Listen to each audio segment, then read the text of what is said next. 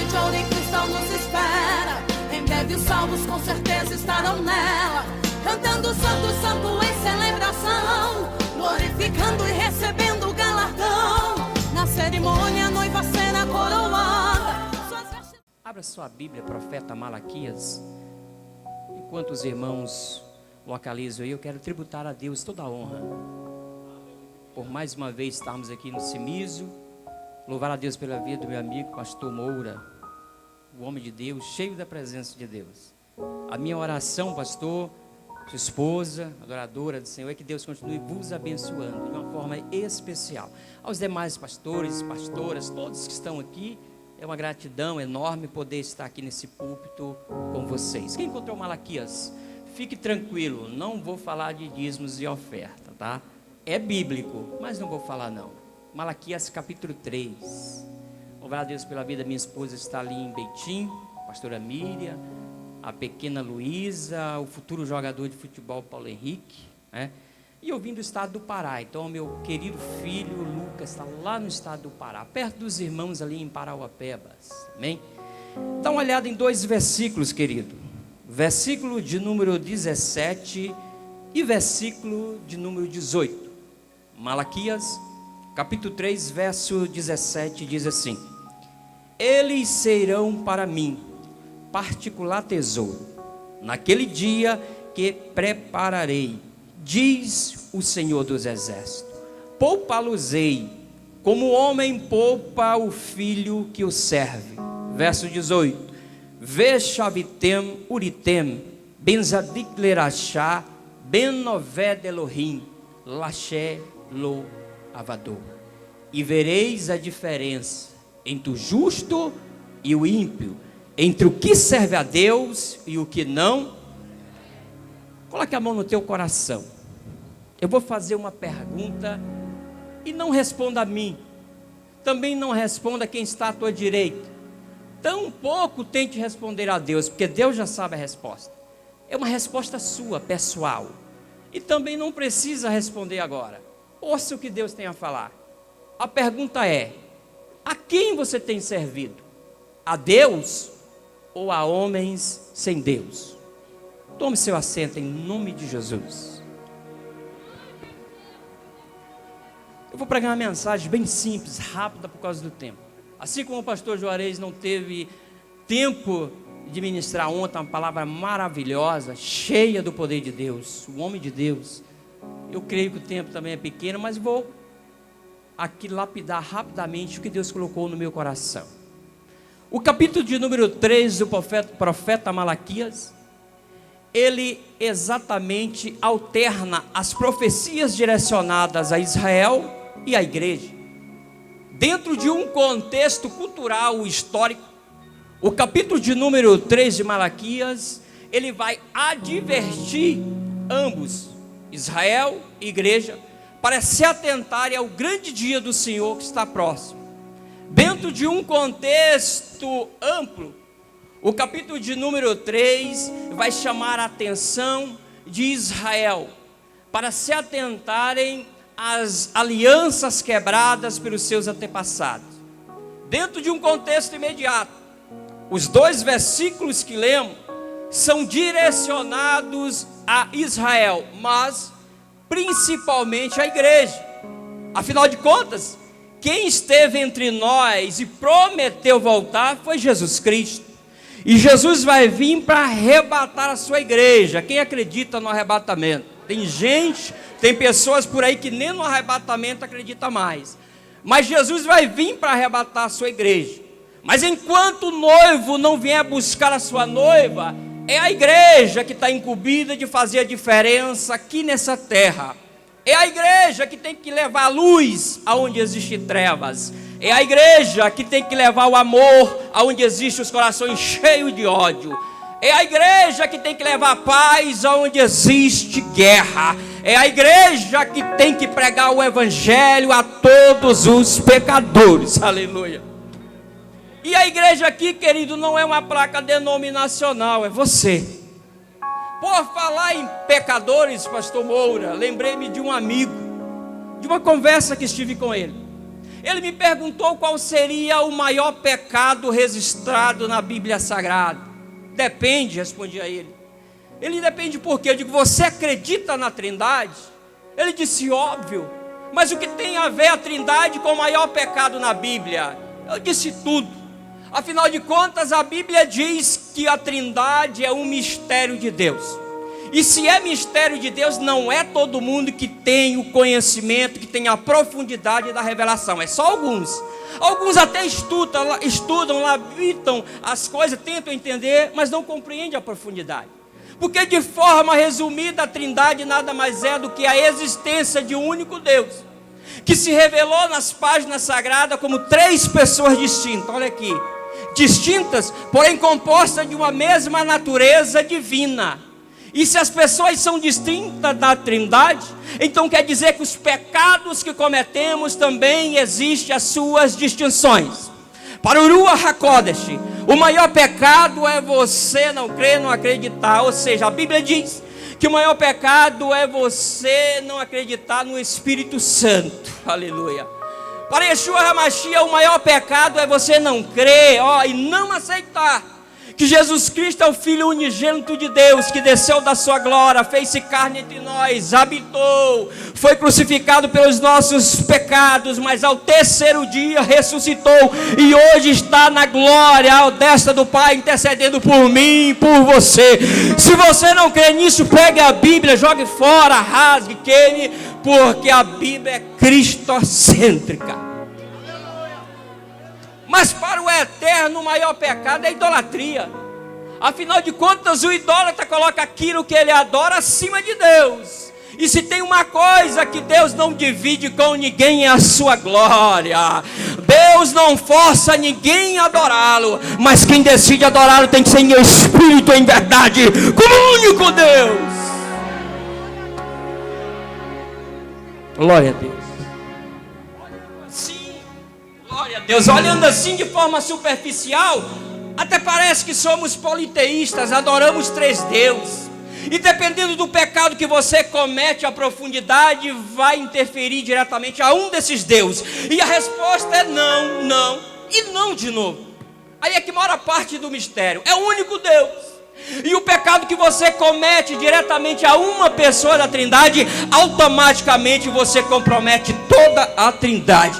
É diferente ou não é esse Deus? E sabe por quê? Porque eu quero falar sobre um Deus diferente. E sabe por quê? A Trindade é algo diferente, um mistério de Deus. Porque quem serve um Deus diferenciado. Eu quero em poucas palavras, em 20 minutos aqui, tentar resumir e falar um pouco desse Deus diferente. Aleluia. Afinal de contas, estamos vivenciando uma geração que existem muitos deuses. Para uns o Deus deles são animais, para outros Deus deles está no sepulcro. E há aqueles ousados que adoram um Deus que tem olho, mas não vê, tem ouvidos, mas não ouve, tem nariz, mas não cheira, tem boca, mas não fala, tem mãos, mas não apalpa, tem perna, mas não anda, está lá na parede estendido, é um Deus visível, porém irreal, não tem serventia. O Deus que eu quero pregar essa noite é diferente, senhores. É diferente por quê? Porque quem criou os animais foi Ele. Ele não precisa de sepulcro porque Ele é imortal. A minha Bíblia diz que os seus olhos estão acampados sobre todos aqueles que o temem. Os seus ouvidos estão atentos para ouvir a tua oração. Aleluia. E Ele sente a nossa adoração com um aroma suave. A sua boca sempre está falando através de um profeta, como pode estar essa noite falando com você. A sua mão sempre está estendida para levantar os que caem. Ele não precisa de perna para andar não, porque Ele é onipresente. Aonde tiver alguém decidido a adorar em espírito e em verdade, Ele está presente. Eu te pergunto, é um Deus diferente ou não é? Por Ele ser diferente, Ele também escolhe pessoas diferentes. Fique tranquilo, Ele não faz acepção de pessoas não. É a Bíblia que fala que Ele só escolhe os diferentes. Os diferentes, já está falando a palavra, é diferente dos comuns. Porque a Bíblia diz que os diferentes, é o sal da terra. Os diferentes é a luz do mundo. Os diferentes, quando pensam que estão fracos, forte Deus os torna. Os diferentes têm fé. E quem tem fé vê o que muitos não verem. Quem tem fé crê quando muitos não crerem. Quem tem fé toma posse do que muitos não tomam. Quem tem fé acredita quando muitos não acreditam. Muitos são vencedores, mas a Bíblia diz que Deus escolhe os mais do que vencedores, porque são diferentes. Deus escolhe os diferentes. Eu quero pedir perdão a alguns pregadores. Tem 3 décadas que eu ouço que Deus está levantando uma geração. Continue pregando, que Deus vai levantar uma geração. Não é isso que a Bíblia fala. Deus já tem a sua geração eleita. Aleluia. E quando eu olho para a Bíblia, eu não vejo Deus levantando geração. Eu vejo Deus levantando e escolhendo pessoas diferentes para fazer a diferença em meio a cada geração corrompida que existiu na terra. Vamos para a Bíblia. Bereshit, quando nós vemos após a queda de Adão e Eva, nós vamos ver que o gênero humano está corrompido. Irmãos matavam um aos outros, pais matavam filhos, filhos matavam pai. E o que reinava naquele coração daquela geração era desobediência. Guarda essa palavra, desobediência. E Deus, pregador, pois é, Deus não levantou geração nenhuma. Deus escolheu e levantou um homem por nome Noé, porque viu em Noé a obediência. Noé creu quando ninguém quis crer. Noé tomou posse quando ninguém quis tomar. Noé acreditou quando ninguém quis acreditar. Noé foi diferente ou não foi? Quando uma geração se corrompe, tudo que Deus precisa é que tenha alguém obediente. Eu prego essa noite para alguém que é obediente. Deus está aqui olhando para pessoas que obedecem. E eu te pergunto, a quem isto tem obedecido? A Deus? Ou a homens sem Deus? Mas a Bíblia vai dizer, correndo aqui, que essa geração, os descendentes de Noé também se corromperam. E com o tempo levantou-se na terra uma outra geração. Mas fique tranquilo, não foi Deus que levantou, não. Porque a Bíblia vai dizer que aquela geração era egocêntrica. Deus não levanta pessoas egocêntricas. A Bíblia vai dizer que aquela geração era infiel. Deus não levanta os infiéis. A Bíblia vai dizer que aquela geração era semideus. E Deus não levanta semideus. E Deus, pregador, pois é, Deus também não levantou nenhuma geração. A Bíblia diz que Deus foi até uma terra chamada Ur dos Caldeus, e lá tinha alguém diferente. Porém, a sua família era idólatra, mas ele era diferente. A sua família fazia ali, ídolos, mas ele era diferente. Ele não comungava, não era complacente com aquilo da sua própria família. Por isso Deus escolheu Abraão, que posteriormente Deus mudaria para Abraão. O propósito de Deus ao lhe escolher é que tivesse na terra um homem, o que, igreja? Fiel a ele. De Abraão Deus formaria uma família, dessa família geraria uma nação. E para essa nação Deus faria a promessa de herdar uma terra prometida que manasse leite e mel. Oh, glória! Mas quando olhamos para a Bíblia, meus senhores, não é isso que vemos. Nós vemos que o povo escolhido de Deus havia virado as costas para Deus. Houve um tempo em Israel que o reino estava dividido: reino do sol, reino do norte, reino do sul. E a Bíblia vai dizer que o povo virou as costas e não adorava esse Deus. A Bíblia vai dizer que os sacerdotes estavam todos envelhecidos. A escola sacerdotal havia fechado as portas. A escola profética havia fechado as portas. E os poucos profetas que existiam estavam todos aprofundados na doutrina. Aleluia. E Deus, pregador, Deus também não levantou nenhuma geração. A Bíblia diz que o que consumia, vivia e predominava no coração daquela geração era o medo. O medo, ele paralisa muitos. Porque o povo olhava para os sacerdotes que representavam o povo diante de Deus, os sacerdotes corrompidos. O povo olhava para os profetas que representavam Deus diante do povo, os profetas corrompidos, na doutrina de Balaão. Então o povo ficou com medo. Eu conheço pessoas que pregam melhor do que esse simples pregador, mas se chegar aqui ele trava. Conheço pessoas que cantam melhor do que músicos que estão aqui, mas se chegar aqui trava, porque o medo tem paralisado muitos ministérios. E a Bíblia diz que tinha um homem que fazia uma oração diferente. Ele pedia para Deus levantar alguém diferente. Mas tem um detalhe, não tinha ninguém para onde Deus olhava. Então, pregador, finalmente Deus levantou. Não, a geração não. A Bíblia diz que Deus olhou no ventre de uma mulher e gerou uma vida. Quando aquela criança nasceu, cresceu, tornou-se um jovem e se deparou com a realidade de Israel, ele também ficou com medo. Aí chegou diante de Deus e disse: não, o Senhor errou. Errou, não sou eu, não estou preparado. Mas Deus não se engana. Capítulo 1, versículo 5, Deus diz a Jeremias: antes que eu te formasse no ventre, eu te conheci. Conhecer quer dizer intimidade. Jeremias, tu tem intimidade comigo. E antes que sejas amado, te santifiquei as nações e te dei por profeta. Deus estava dizendo a Jeremias: se posicione, tu és alguém corajoso. Deus está falando para pessoas aqui essa noite que veio para esse congresso, veio com medo, ressurgido, achando que Deus não ia falar. E Deus está dizendo para ti: tu vai voltar diferente, tu vai voltar se posicionando. Não espere Deus levantar uma geração. Deus já te levantou. Agora se coloca na brecha. Aleluia. Mas a Bíblia diz que Jeremias pregava, profetizava e o povo não acreditava. Jeremias chorava e o povo não se convertia. Jeremias então foi para o exílio egípcio. Israel, pregador, foi para o exílio babilônico, escravizado. O povo que tinha direito a uma terra está escravizado. E a Bíblia vai dizer que um dos maiores declínios que existiu diante do povo de Deus foi lá na Babilônia.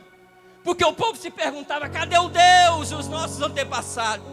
Cadê os milagres? Cadê esse Deus que nos prometeu uma terra e agora estamos aqui, aleluia, sendo escravo? A Bíblia vai dizer que Deus aparentemente olhava, também não tinha ninguém. Porque os profetas só profetizavam vantagem em favor dos reis e dos deuses babilônicos. Os profetas, o altar estava corrompido, adorando os deuses babilônicos. O povo olhava, ficava assustado, porque o que reinava ali nos corações era algo. Ninguém queria se pôr na brecha. E Deus só procurava alguém que ele pudesse contar. No capítulo 2 está escrito que Deus chega diante, aleluia, de Ezequiel e disse: veio a minha palavra do Senhor, põe-te de pé, aleluia, e eu falarei contigo. Deus estava dizendo para Ezequiel: se posicione, Ezequiel, se posicione, porque tu és alguém que eu possa contar. Eu oro a Deus que é esse povo que está aqui essa noite. Deus está dizendo: eu posso contar contigo, deixa eu contar contigo, para fazer a diferença lá na tua rua, lá na tua casa, na tua cidade, na tua igreja, aonde tu pisares a ponta dos pés, eu posso contar contigo. Pois é, Deus também não levantou nenhuma geração. E aí nós olhamos, homem de Deus, para Malaquias. E a Bíblia vai dizer que o profeta profetizou a uma geração na qual os milagres haviam cessado, com Elias e Eliseu. A recordação, do exílio babilônico já estava sendo esquecida. As reformas de Neemias também já estavam sendo esquecidas. E aí, a Bíblia vai dizer que os profetas só profetizavam para rico. Olha para cá, aparece hoje. Eles só profetizavam para os ricos que davam dinheiro. Os sacerdotes que estavam em cima do altar estavam corrompidos, ladrões e mortos espirituais. Olha para mim aqui, eu vou falar um negócio. Sabe qual é o maior desafio na igreja nessa geração? Não é o joio e nem os bodes. Porque quem vai separar o joio do trigo e o bode das ovelhas é o dono da igreja no arrebatamento. O maior desafio da igreja hoje nessa geração são os sacerdotes mortos espiritualmente em cima do altar ensinando o povo. Porque um sacerdote morto espiritual, ele faz o quê? Ele desvincula a verdade da palavra de Deus. Prega só aquilo que lhe interessa. Só prega aquilo para lhe favorecer financeiramente. E uma geração inteira vai para o inferno. A Bíblia disse que aquela geração de Malaquias, o que estava impregnado no coração deles era a mentira. Porque os profetas mentirosos, sacerdotes mentirosos, e Deus, pregador, levantou a geração. Pois é, lamento dizer, Deus também não levantou geração nenhuma, aleluia. A Bíblia diz que Deus escolheu e levantou Malaquias. Agora por quê? Porque ele era verdadeiro, aleluia. Deus não tem compromisso com o imitador. Deus não tem compromisso com quem plageia nome, sobrenome, seja o que for. Deus tem compromisso com o adorador, que o adora em espírito e em verdade. E o Pai procura os que tais assim adoram. Se Deus está procurando verdadeiro, é porque existem os falsos. E os falsos, aleluia.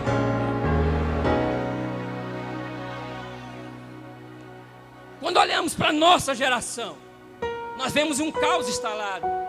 O que era pecado em outra hora, para muitos hoje não é mais pecado. Vivemos uma geração onde muitos preferem virar à noite navegando na internet, ao invés, aleluia, e tem mais, navega na internet para ouvir coisas que não deviam, mas no dia seguinte está na igreja, querendo ver Deus falar, querendo ver um milagre, querendo ver uma resposta de Deus. É uma geração que não ora como em outrora. Quando eu olho para a nossa geração, eu vejo uma geração de muitos que trocaram os estudos bíblicos das suas escolas, aleluia, dominical, os estudos aonde você congrega, por palavra de autoajuda. Só porque ele tem muito seguidor e tudo que ele fala viraliza, mas só viraliza na cabeça dos indoutos da verdade, porque quem conhece a verdade não vai trocar, e quem é a verdade é Cristo. Conhecerei Cristo e Ele vos libertará. Vivemos uma geração onde muitos, olha, preferem se apresentar como artistas em palco do que como adoradores no altar. Eu conheço alguém que diz: conhece fulano, viu lá? Está cheio de agenda, viajando para todo lado, mas as profecias, as revelações dele, todas mentirosas. Mas quer saber? Deu certo para ele, eu vou fazer também. Esses querem ser apenas, aleluia, aqueles que repetem o erro. Porque vivemos uma geração onde muitos preferem ser o eco da mentira do que, aleluia, a fonte da verdade de Deus.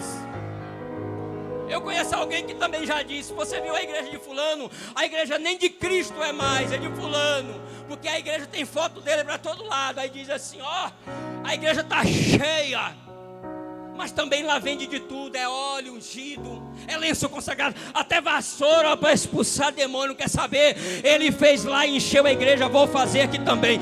Quer ser sacerdote morto espiritual em cima do altar. Fica de pé em nome de Jesus. Deus essa noite está aqui escolhendo pessoas, e pessoas diferentes. Deus não vai levantar geração nenhuma, Ele já tem uma eleita. O que Ele vai fazer é escolher pessoas diferentes para fazer a diferença.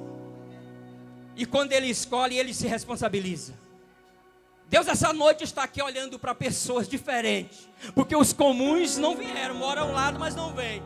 Os comuns moram até em outro estado, tem condição, mas não vêm. Agora os diferentes veio. Você é diferente.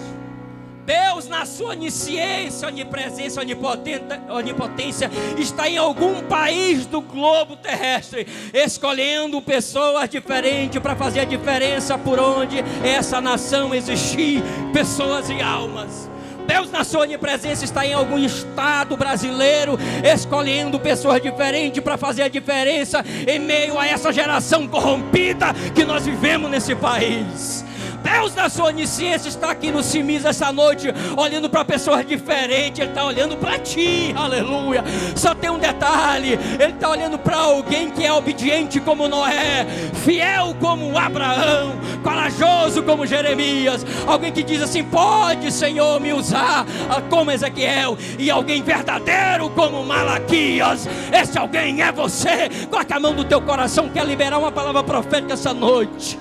Assim diz Deus na tua vida, no teu ministério, por onde tu passares a planta dos teus pés, não será mais o mesmo, não será mais as mesmas, porque Deus te escolheu no ventre, Deus te fez uma promessa no ventre, e Ele te conhece no íntimo, aleluia.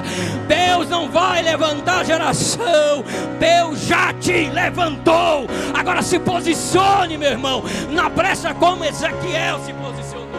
Eu vou te dar 5 segundos, 10 segundos, vai 15 segundos para te glorificar a Deus. Não é o pregador, não é a Deus. E eu te pergunto de novo e pela última vez: a quem você tem servido? A Deus ou a homens sem Deus? Se aonde você congrega, o teu pastor leva alguém que só fala mentira, profetiza mentira, não prega nada da Bíblia, então saia desse lugar, porque lá não é um sacerdote que Deus colocou.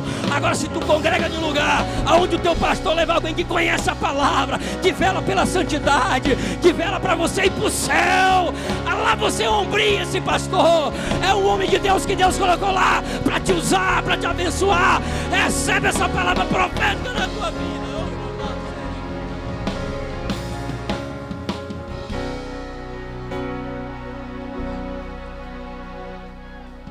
Eu pastor Juarez fez ontem. Eu pulei, fiz o que pude para me honrar o tempo. Mas você não é comum, você é diferente. E aqui não é palavra de autoajuda, não. É a Bíblia que diz: Deus escolheu um povo diferente. Então não comungue com o que está errado. Eu também acredito que essa geração é a geração do arrebatamento. Pastora Andréa, eu acredito. Só que só vai ser arrebatado os diferentes. Os comuns não vão. Os comuns nem do arrebatamento eles falam, pregam, não gostam. Mas os diferentes crê que Jesus está à porta para buscar uma noiva lavada, remida pelo seu sangue na cruz do Calvário. E essa noiva é diferenciada. Essa noiva não vem de lenço, não vem de óleo. É uma noiva que é lavada, remida pelo sangue de Cristo na cruz do Calvário e que vela pela palavra de Deus. Só para encerrar, Yohanami, que veio João Batista, poderia ter sido apenas o eco da mentira, se tivesse ficado na porta do palácio profetizando mentira para o rei. Porém, ele preferiu e escolheu ser fonte, foi para o deserto. Enquanto os profetas que repetiam eco da mentira para o rei, ele foi para o deserto. Alguém olhava para João Batista e disse: é um doido, o que ele vai fazer no deserto? Mas eles não sabiam que ele era a fonte.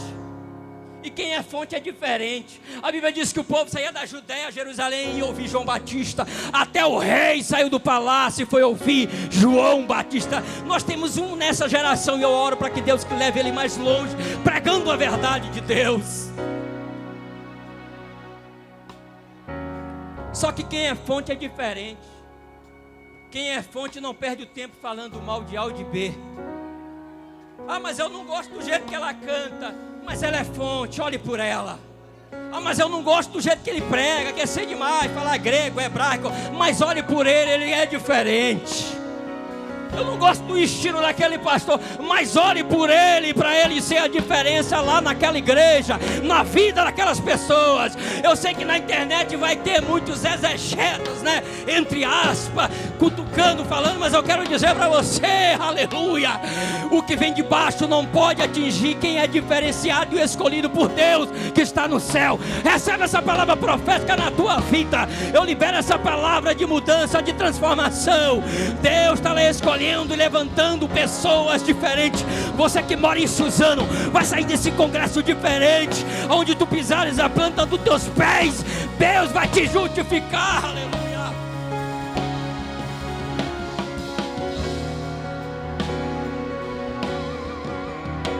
Não se preocupe. Os diferentes são poucos que gostam. Fica de pé, só coloca a mão no coração. Os diferentes não tem multidão que o aplaude. Os diferentes, não tem muito comentário, cochilo nas redes sociais. Não se preocupe. É diferente, continue sendo diferente. Os diferentes não precisam de aplausos de homem. Se estão se levantando contra o teu ministério, então continue, que aí está certo. Aí está a confirmação que você é diferente. Se querem te enquadrar, mas tem que pregar assim, assado, tem que cantar assim, continue sendo como Deus te escolheu e te colocou, diferente. Essa geração está comum demais, e Deus está escolhendo pessoas diferentes. Eu encerro aqui liberando essa palavra profética para você, mulher que esteve aqui essa noite, achando que Deus não ia entrar com providência. Deus está entrando lá naquela casa, cuidando daquele coração daquele homem, aleluia, aquele coração duro, que alguém já disse que não vai ter jeito, e Deus está dizendo, não vai ter mesmo não, já teve jeito, porque a tua adoração aqui, Deus está intervindo lá naquele coração, na vida daquele homem. Minha irmã, fique tranquila, teu filho não vai voltar de onde Deus já tirou. Sabe por quê? Porque a promessa de Deus, você é diferente, ora por ele, e Deus está velando e cuidando dele. Por isso a tua casa, a tua semente, e onde tu pisares a planta dos teus pés será diferente.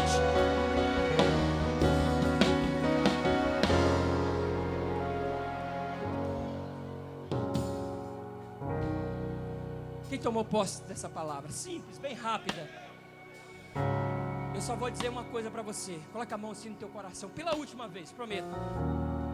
E recebe essa palavra: você é diferente. Aleluia. Uma cidade de ouro e cristal nos espera. Em breve os salvos com certeza estarão nela, cantando santo, santo em celebração.